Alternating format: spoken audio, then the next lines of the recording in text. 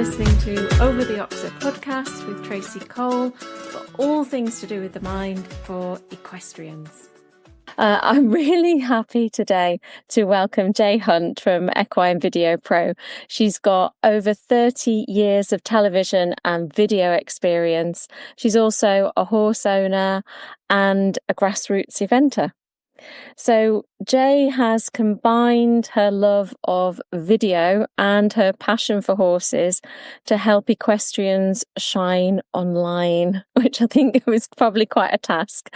So she teaches busy equestrians how to use their smartphones, so not any fancy gear necessarily, to capture engaging video content and help people to grow their businesses if they want to do. So also one thing that Jay told me that I really love is that she works with people who can hardly turn on their phone to full-blown content creators wanting the latest AI tips. So that's brilliant because I think I fit in there somewhere. I'm probably nearer to the can't turn on the phone category. So welcome, Jay. It's lovely to see you. Oh, it's really great to be here. Thanks for asking me. Oh, great. I think we're going to learn a lot. We're going to pack a lot in today. So, whether somebody is wanting to create content for their business or it's a social media post that they want to do or they're an influencer, then, I think whatever we use video for, and maybe it's videos for a vet even, or a physio, so that you can show your physio or your vet what's going on with your horse, then this is something that we all need to probably get more of a handle on. So tell us, how did your video and television experience start? Well, when I look back on it now, I think, why didn't I have this idea sooner, really? But I worked, mainly for the BBC, and then I was an independent producer. So I was always been freelance, always sort of telling stories, videos, factual entertainment, that sort of background. And like a lot of people, I was obsessed with horses as a child, and then you start working and it sort of, goes away for a bit. And then, of course, it comes back with a passion. So I was sort of juggling both. And I started up my own video production company in 2008. I did a bit of horsey work, but I wasn't, one of the equine media companies.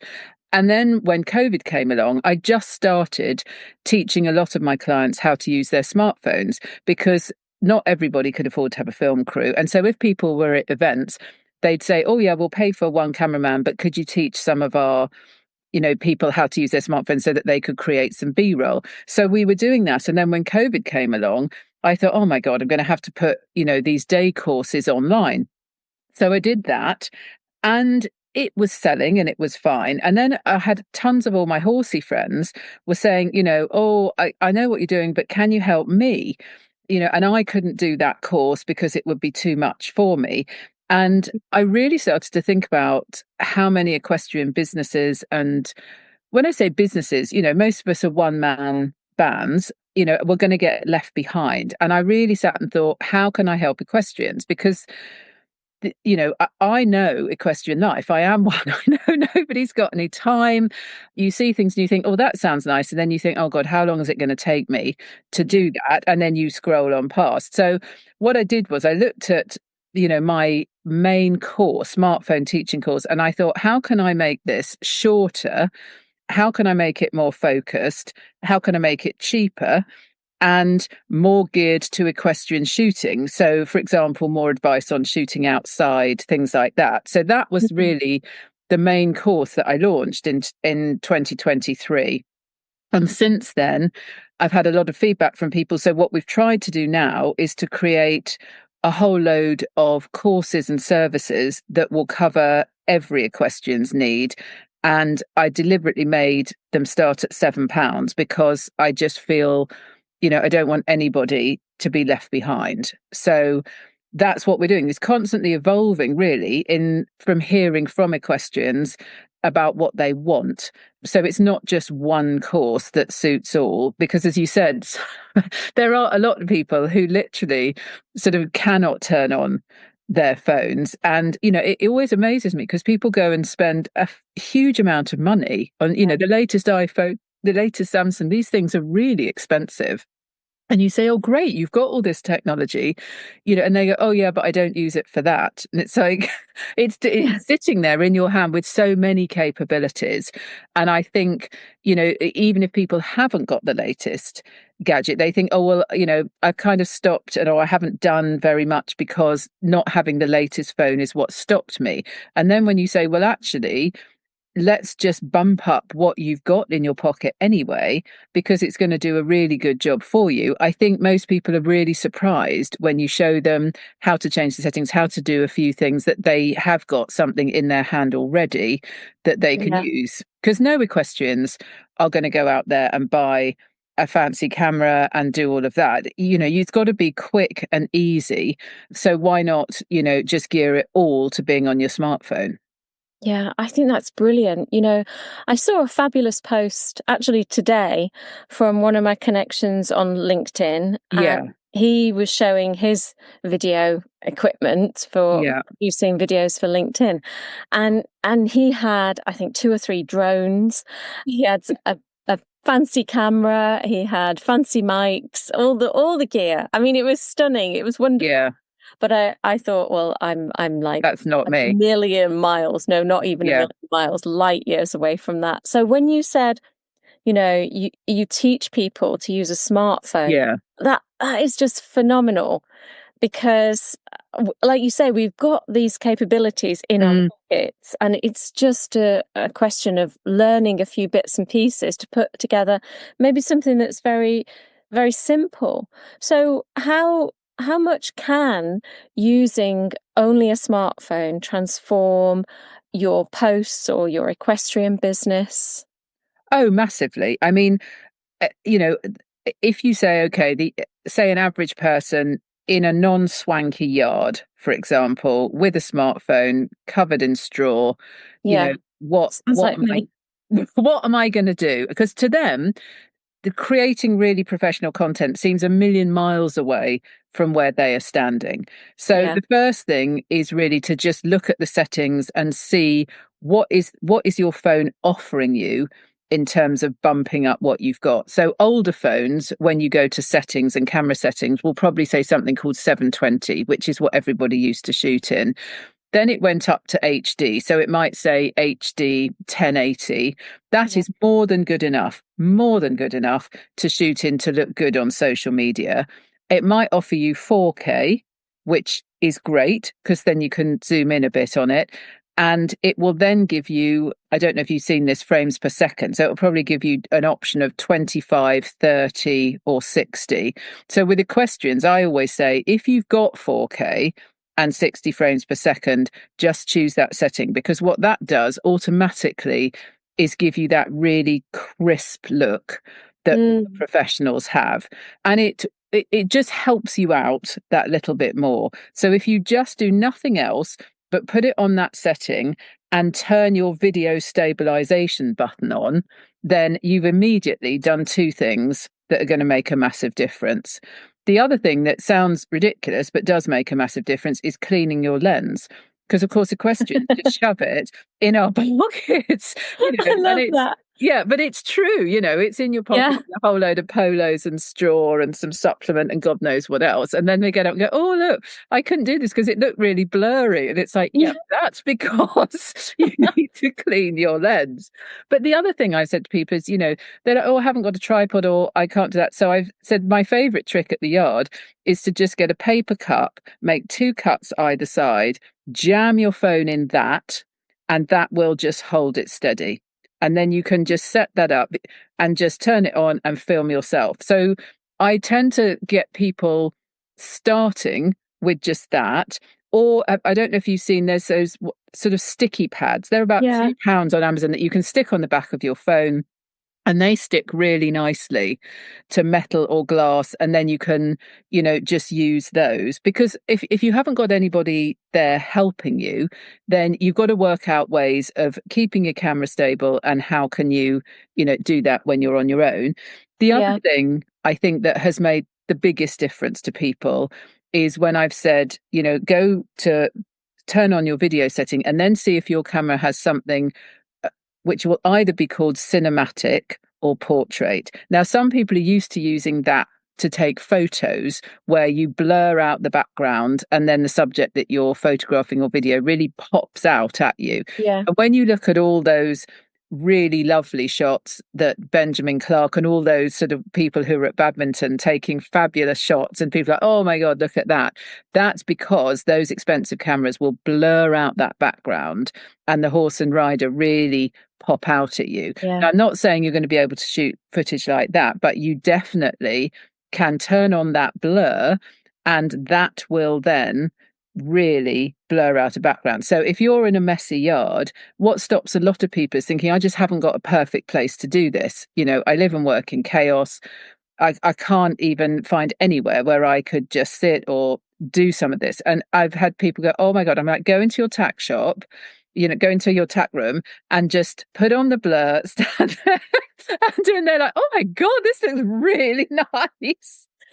Just no need to clean your saddle or your bronchos. Nothing. Just turn on the blur. And it's like the best thing ever for equestrian, because you could be sitting somewhere really non-glamorous and yet somehow it just looks really good. So that's something that has really, really helped people. So it's the non-shaky and using the blur. And also, I think the third tip I'd give people is when people say, well, what on earth am I going to shoot? What am I going to do? I'm not going to an event. I'm not doing anything glamorous. I'm not suddenly pulling on Holland Cooper outfits. What am I going to shoot? So my answer is you shoot what you are doing.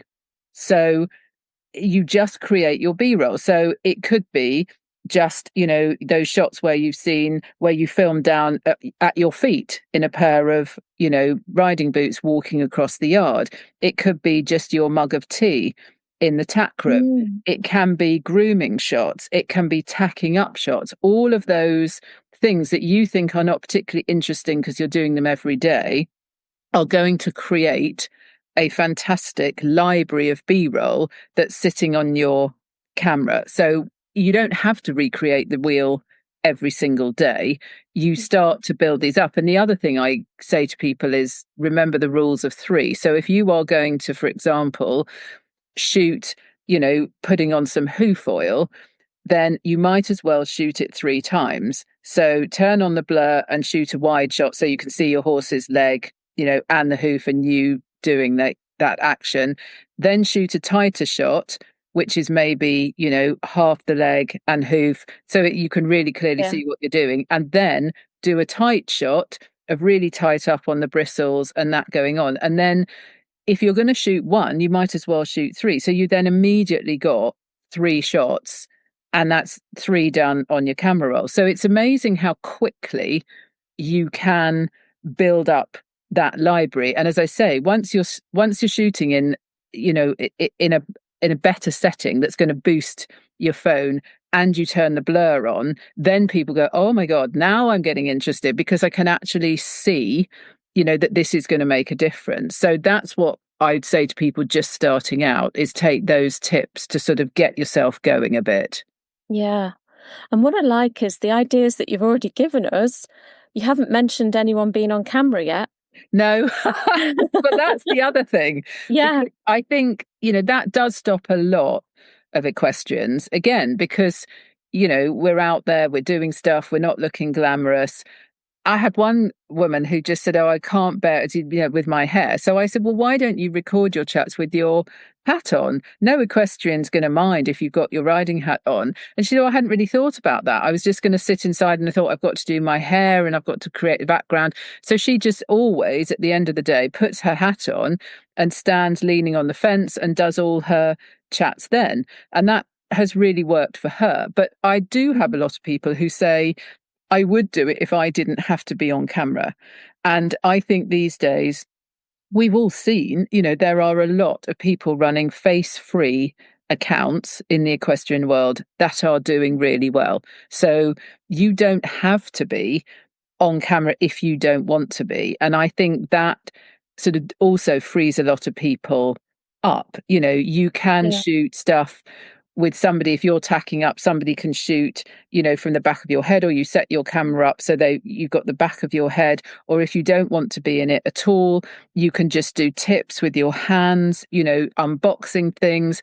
tips, all of those things, stuff with your horse, none of that demands that you get on camera and start speaking if you're really uncomfortable doing that. I think nowadays there is a freedom for not having to get in the shot yourself. And, there are a lot in the equestrian world that are running those face-free accounts. It just, it's just a little tweak.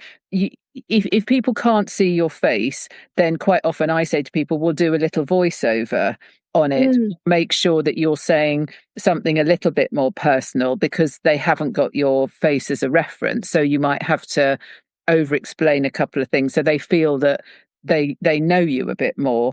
But it's just a tweak, and it's not a reason why people should say, oh, I'm absolutely not going to do this. Yeah, definitely. So using video, I mean, the social media that I think of for video is Instagram. So have you got any tips for Instagram content?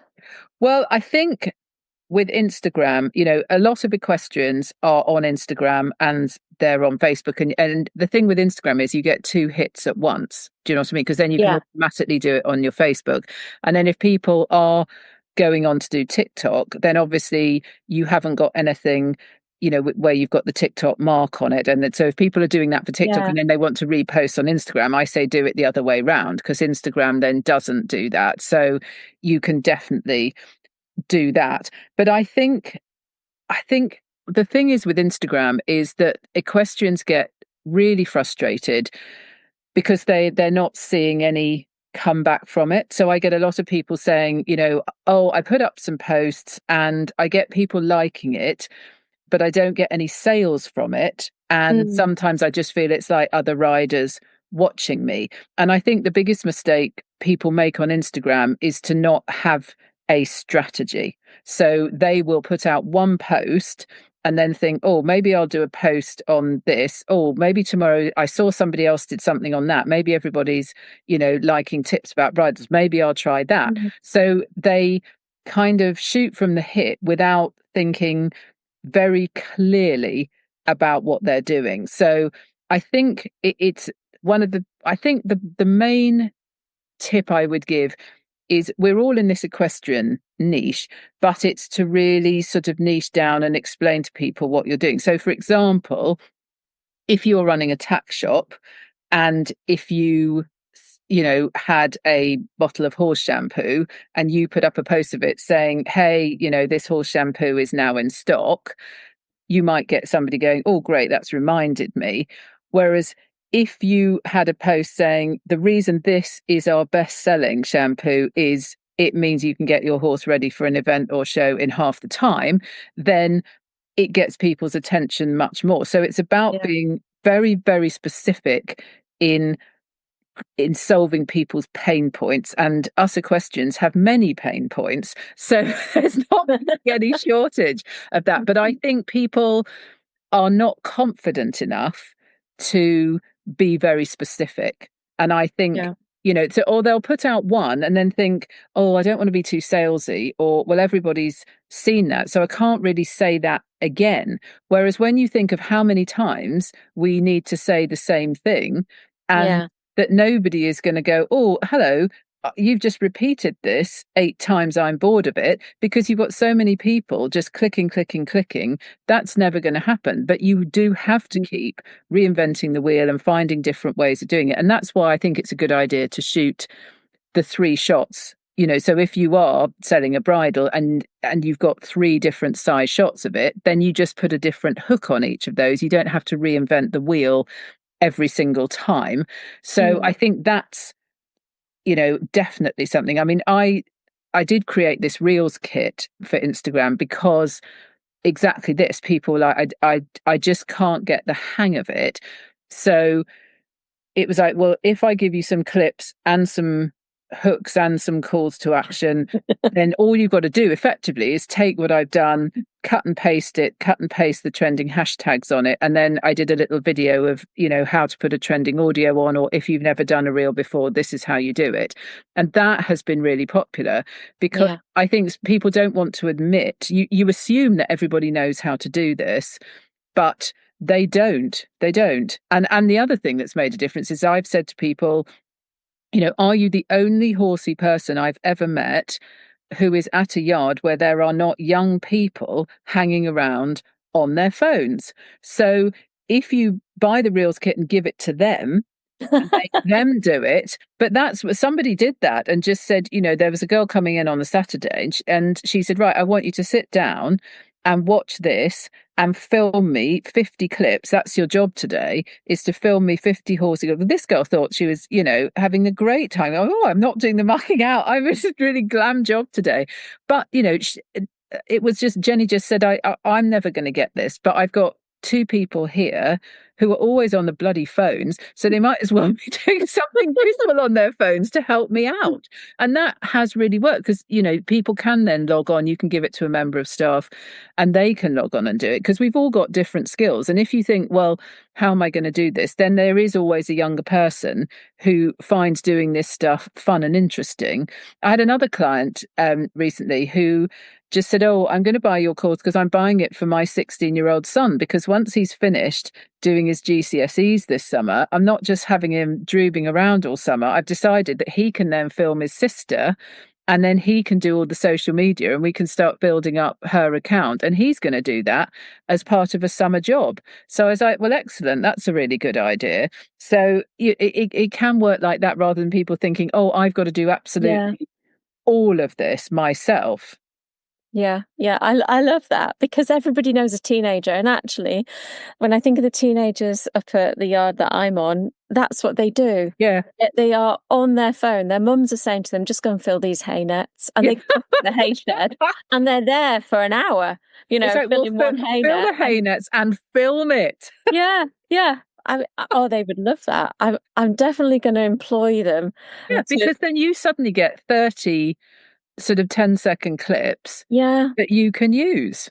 Yeah. I don't know whether their mums will be too pleased because they're supposed to help them muck out as well. Oh. But they can do it. I don't mind. I could time lapse of what they're doing, you see. Yeah. Yeah. Throwing out more bedding than poo, I think. Oh yeah, we've all seen that. Yeah. It's difficult to be on your phone and muck out as well. But yeah, I wonder, I think I'm going to challenge myself to ask them to film some footage and maybe I'll muck out for them as a see what or something like that. It's interesting though, isn't it? Yeah, I never thought about that. I mean, I'm half techie, so I could probably do it myself. My thing is that I'm probably time poor. Yes. Although I haven't got it down to a T. I'm sure if I did it often enough, it would be like clockwork. But at the moment, it would probably take me a bit longer. But yeah, if I could get the... But what gets me is that a lot of this advice that's given to people, it has no idea of equestrian's life. Yeah. So they're like, put aside a day and batch up your content. And you're like, okay then. So it's sort of things like that equestrians then completely switch off from, because that's never going to happen. And I think all the technical equipment as well, there's a lot of equestrians I know who've bought pivos and then not had a clue how to use them, or who've bought some expensive editing software and then they're like, oh god, well, I open it up and I see this really complicated setup on my computer and I just thought, well, I'm not doing that. Or the other big mistake I've seen people make is they're quite expensive, those microphones that are Bluetooth, which are just for equestrians, are just always breaking up. So, it's getting a bit involved in that expensive equipment. I mean, I think people think that I'm going to advise, how much is the stuff you're advising? I mean, the basic tripods, we tend to test them. So I test them and then I send them out with my cameramen and say, while you're shooting stuff, can you test that and see, what is it robust enough? What do you think? So I think the tripod that we use at the moment is about £29 from Amazon. So it's sturdy enough that you can stick it down, and it's not going to suddenly blow away and suddenly a horse you're shooting spooks and the whole thing's, gone. You've got to be sensible about it. But those are about 30 quid. And there's a Boya microphone that we recommend, which is £15. And we've been trying loads of really expensive ones, and nothing has beat that. We just put a little windsock on it, clip it onto a lapel. The thing to not do is ever clip it onto a puffer jacket, because then you get that really bad rustle. But any other jacket, and that works really well when you're outside, because with all the technology of our phones, they will shoot really fantastic footage, but the sound on them is absolutely terrible. And that's what lets people down, and it doesn't appear professional, because you can't rely on that inbuilt microphone on the phone. So you've got to just plug in a mic and buy one of those little jacks to plug it in with. I do not understand why phones stopped having that jack socket, that you can just automatically plug. I think it's probably because people started having Bluetooth earphones. So they thought, well, you don't need it. But now everybody's using it for video. Maybe that'll be a comeback. So you just get a little £5 jack, plug it in, and then you've got that ready to go, and you've got really great sound. But there are now a lot of free noise reducer apps, because I've had people say, oh my God, I suddenly saw Laura Collett at an event, and I ran over and got a little quick chat with her, and then I got home and the wind is on it is terrible. And what am I going to do? So there are noise reducing apps, but also within your own phone, if you click on a video that you've made and it says edit at the bottom, quite often now, depending on your phone, it will give you an option and say, it usually says noise assist, I think is what it's offering at the moment.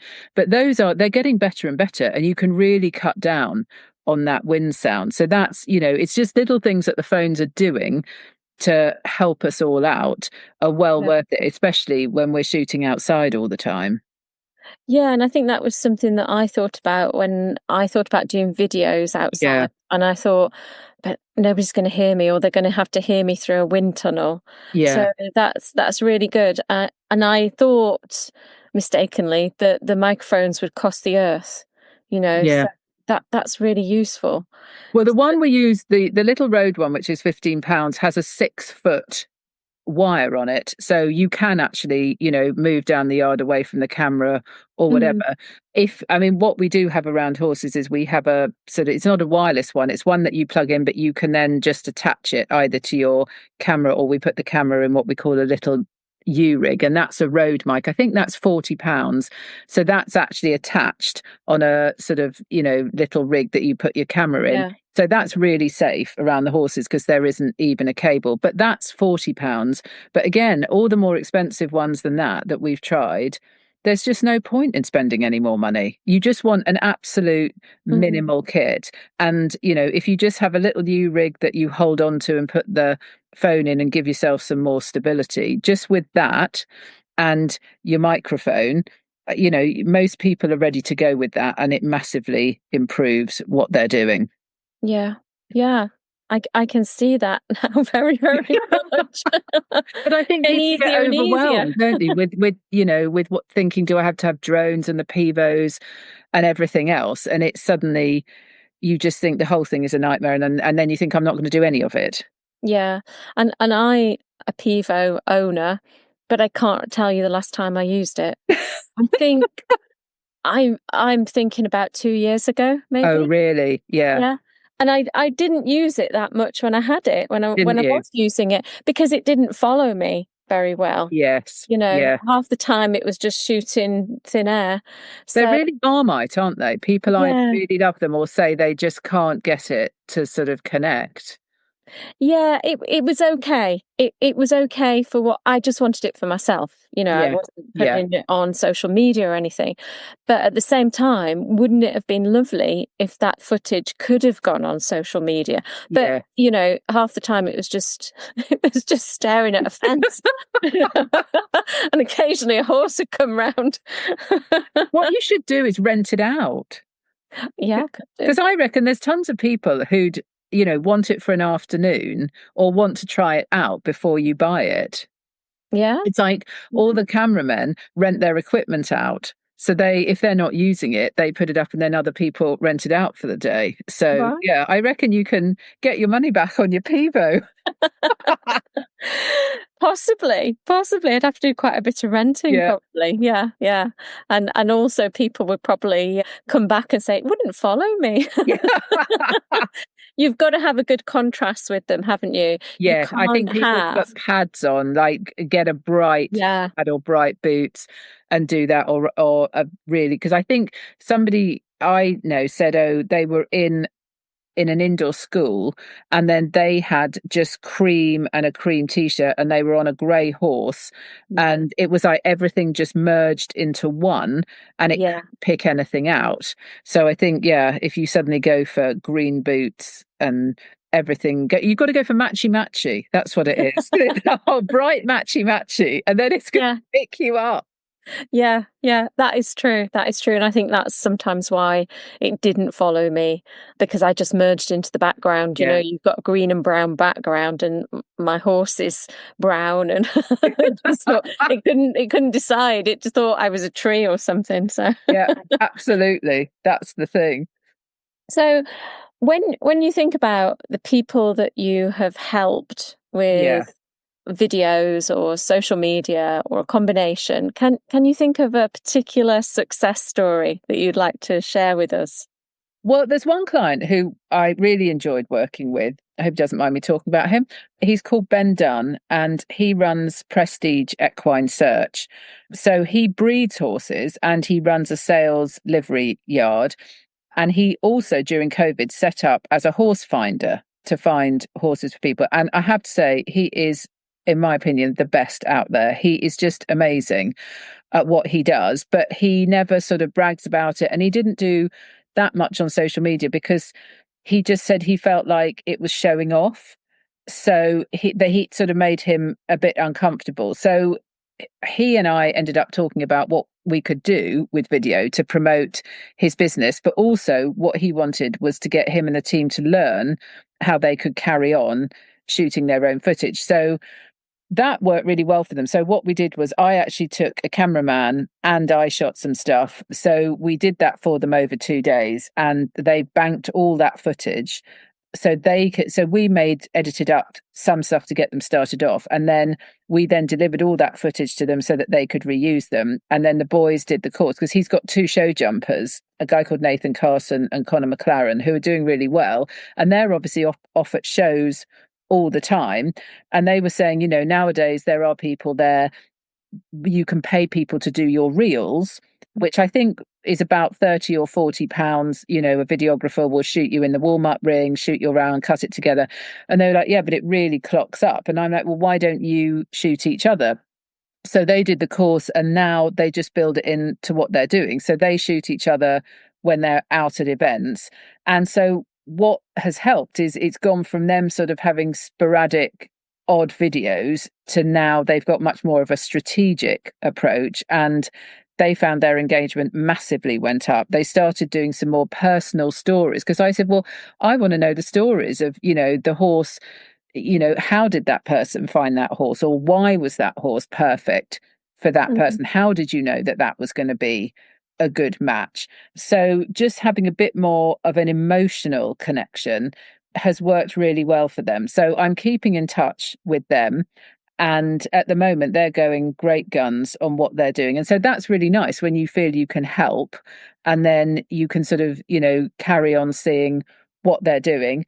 We also, I was just thinking what's funny, we also do some work for Lucinda Green, their cross-country academy, which is the funniest job I ever do because you have to be so quick with Lucinda because Rachel, who runs the academy, is very organised and will have lists of what to do. And then you turn up and Lucinda's suddenly like, I'm now going to talk about, a cannon boat, or I'm now going to talk about a bridle. Doesn't everybody know this? And you're like, no, Lucinda, they don't. Well, for God's sake, let's talk about this. And then you have to be absolutely ready to go. You're like, Lucinda, can you repeat that? No, I'm on to something else. And so you have to be the quickest. She doesn't only sharpen up your equestrian skills, she sharpens up your video skills. You have to be really quick to catch it.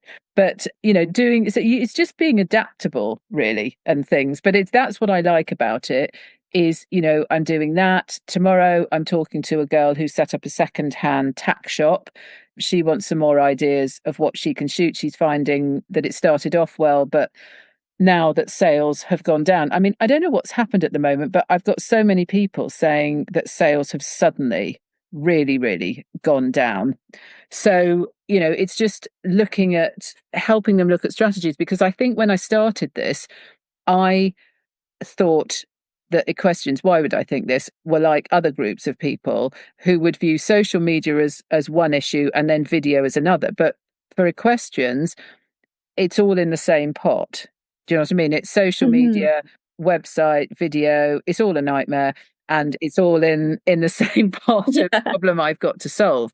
So actually, what's helped with that is thinking of things that can help. So at the moment, we're working on doing a social success kit for people so they can sign up for a monthly fee. We will basically do everything for them. So we would send you a month's worth of your reels done and your stories done. So all you've got to do is film a 5-second clip, and we tell you what to film, and then cut and paste everything we've got onto it and then post it up. So that's helping people create strategies and things. And that's really interesting, working with people on that. So it's, for me, the joy of it is every day is different, because you're hearing different stories of what people are struggling with, and the story behind their business. And there is always a story, isn't there, with equestrians? There's always, something. And it's, that's the joy of it, because it's a world I really, really understand. I think it's much easier for me to then hear where they're coming from. And I think there are people out there who can help who don't necessarily have a horsey background. But I think the kind of equestrian's way of life, and quite how time poor most people are, they're not just saying that. Do you know what I mean? If you're running a business and a family and a yard, then yeah, you really don't have any time. And I think you have to really respect and understand that, and build a system and help to somebody in that situation, rather than just thinking, oh, well, we're all time poor. You've got to deal with it, because I think as a group, we really, really are. And I'm running my own small business. So it's not like I don't identify with people. There is a sense that we're all in this together. Some people are doing better than others, but there's pros and cons of being in this horse world, because I say to people, yes, people are outspoken, and I think some people fear going online because they think I'm going to get trolled, or people are really outspoken, in this area. So that can be that they don't want to look silly. So running a face-free account has helped them feel a bit more confident about doing things. But I've always said the plus point is that people really respond to emotion, and we're around horses, and so you've always got stories to tell, and the storytelling and the emotion are two things that so many other areas of business don't have, and we have in spades. So there's real pros and cons to it, I think, when it comes to doing it for equestrians. But none of us are content creators.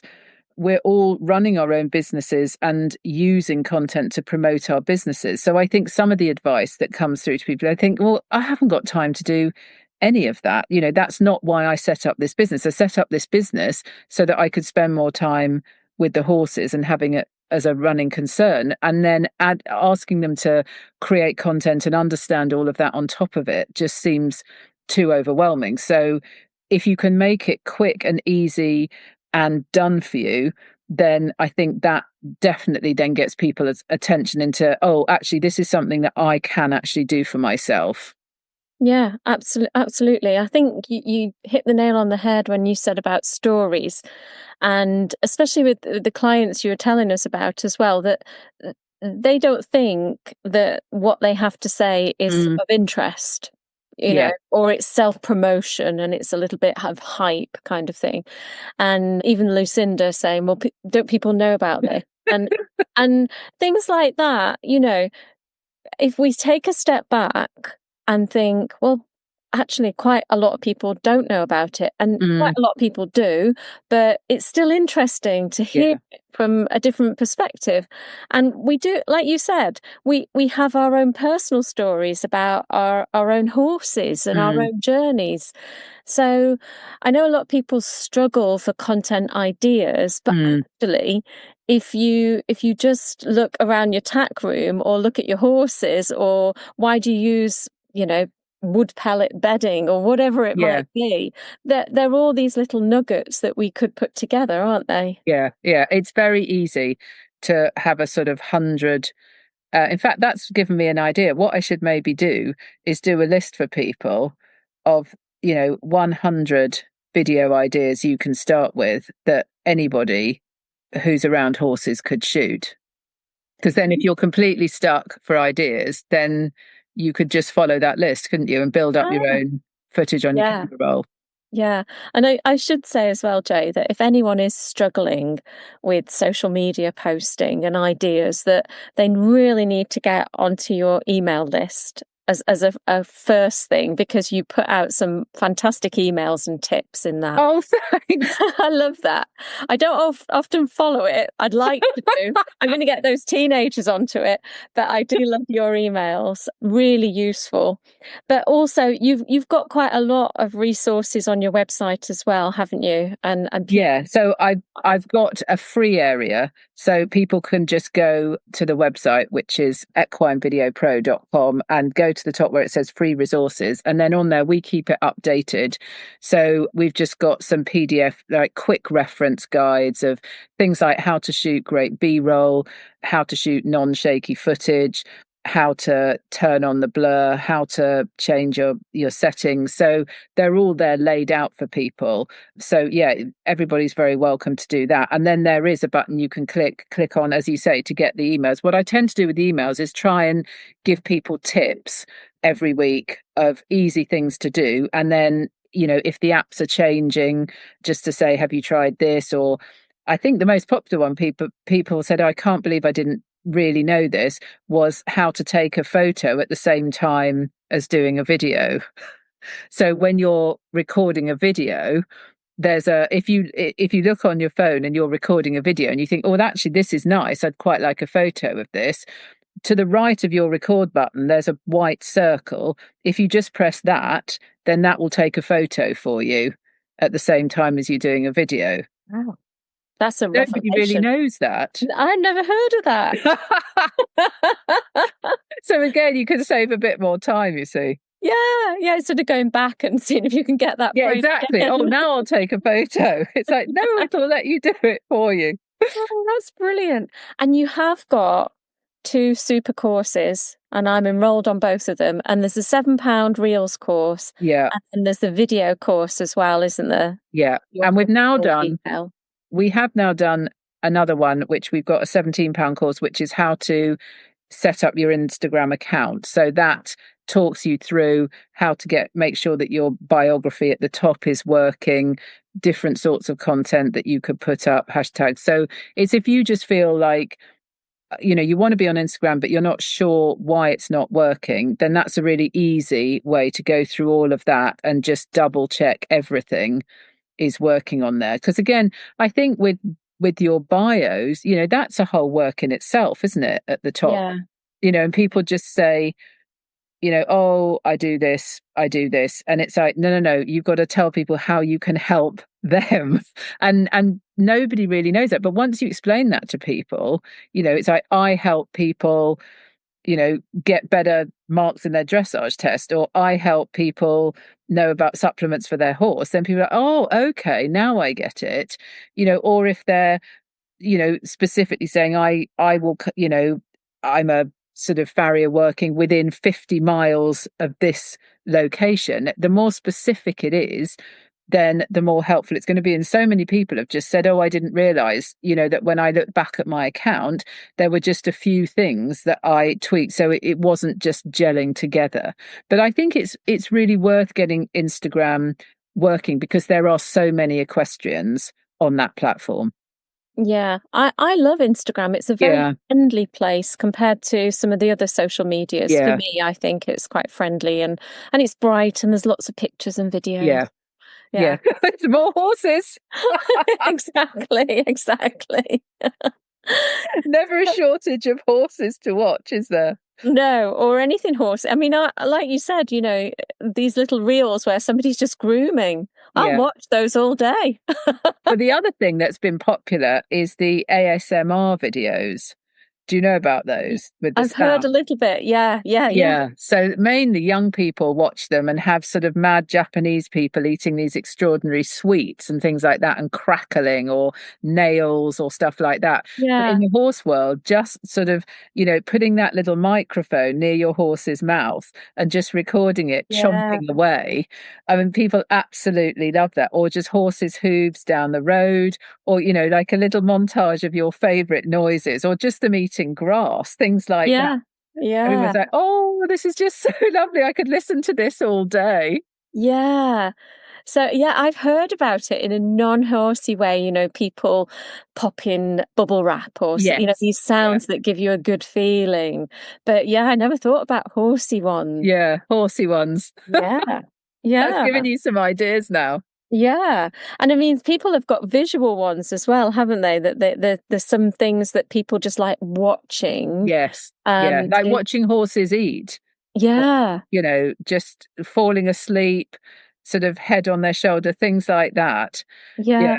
But that's where it's quite good also with using the slow-mo on your video, because it'll just automatically do that. So if everybody's got a slow-mo button, but if you've got a really old phone and it doesn't have one, then you don't need to worry, because you can just film it as it is, and then when you put it up in Instagram, they've spent a lot of money upgrading their editing platform, because I think they're trying to compete with CapCut.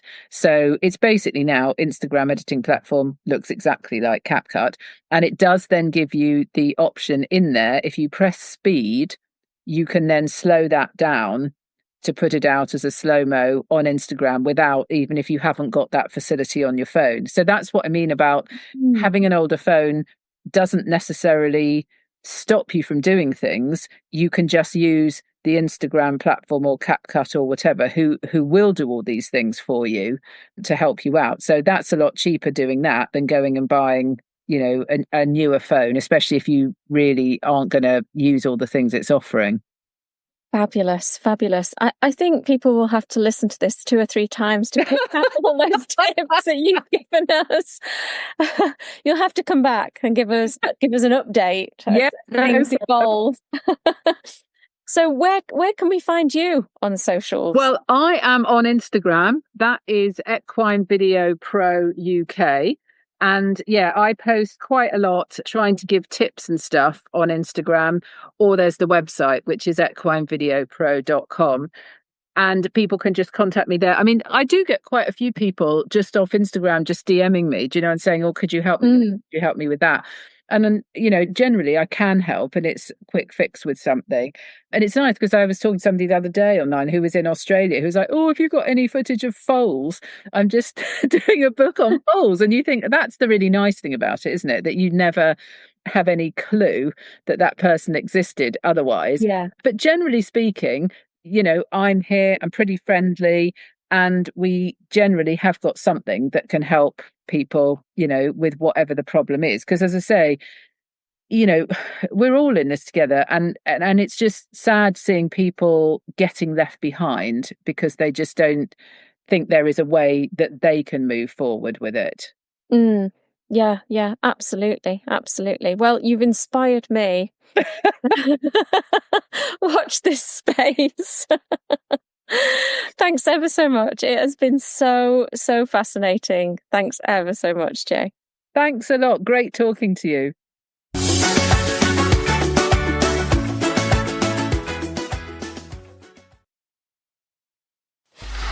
Free audio post-production by alphonic.com.